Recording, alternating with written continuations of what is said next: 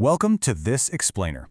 Today, we're going to be diving into a topic that honestly affects pretty much everyone at some point. We're talking about our sense of spiritual worth, and really how we measure our own faith.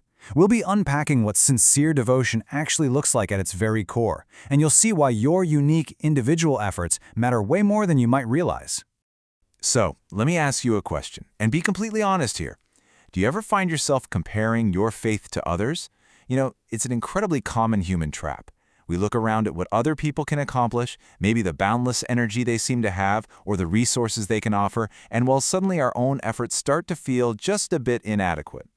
But before those thoughts of inadequacy really take root, let's look at this anchor point from 1 Corinthians 16:13. It says, "Stand firm in the faith." This ancient text really grounds us. It urges us to find stability, not anxiety, in our personal spirituality. I mean, your faith is meant to be a solid foundation, not some sort of scale where you're constantly weighing your worth against the person standing right next to you.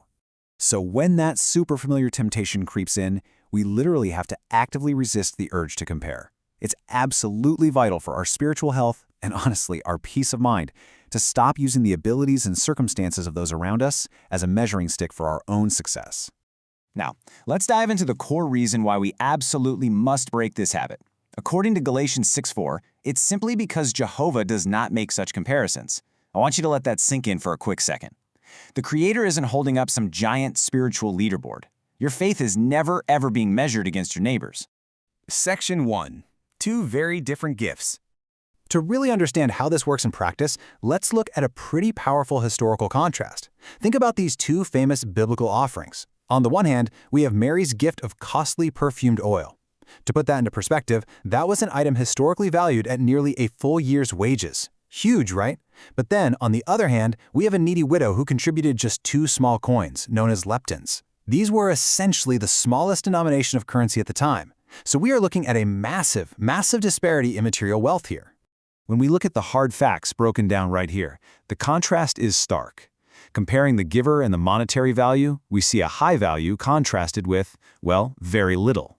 In strictly human, economic terms, these two gifts really couldn't be more different. One is this extraordinary luxury, and the other is barely enough to buy a basic necessity.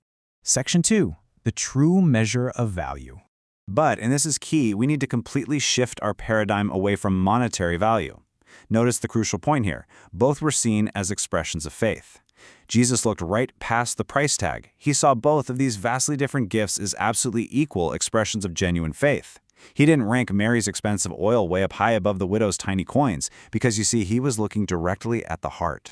So what does this actually tell us about what the Father truly values? It all comes down to motivation.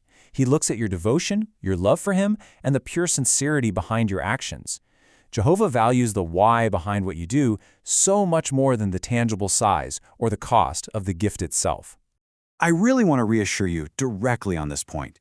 Your personal sacrifices matter immensely to God, however small they may seem to you. Even if you feel like your contribution is just completely insignificant in your own eyes, or maybe you think it's just 2 small coins compared to what someone else is doing, believe me, it is deeply cherished. Section 3. Replacing doubt with confidence. Now, of course, knowing this intellectually and actually feeling it, those can be 2 totally different things, right? We all face moments of self-doubt. But this framework right here builds a very clear biblical path out of those feelings. Step 1 is just acknowledging the doubt. It happens to all of us. But step 2, that's our defense. Turning to God's reliable word of truth to actively fight those doubts off. And that leads seamlessly into step 3, which is letting confidence replace concern. We can use the scriptures to build unshakable confidence in our worth.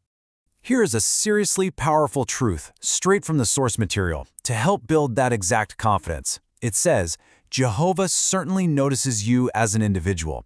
You are never just a face lost in the crowd. You are never overlooked. Your unique personal devotion is clearly seen. Furthermore, He appreciates your sacrifices and is actively committed to rewarding you. I mean, it is just incredible to think about, isn't it? God is fully committed to noticing, appreciating, and rewarding the loyal, sincere efforts of His servants. Your hard work absolutely does not go into a void. So to really summarize our core message today, take a look at this incredibly comforting statement. Jehovah views all his loyal servants as worthy of his love and attention. Just like Mary and the widow, there is this beautiful, universal appreciation for sincere devotion. You don't have to be the wealthiest, the strongest, or the most capable to be entirely worthy in his eyes. So, as we wrap up this explainer, I want to leave you with a final thought to mull over. Will you let confidence replace your concern? Will you resist that urge to compare and instead fully embrace the immense value of your own sincere devotion? For more information, please visit jw.org. And don't forget to like, share, subscribe, and press the bell icon to get the notification for new videos.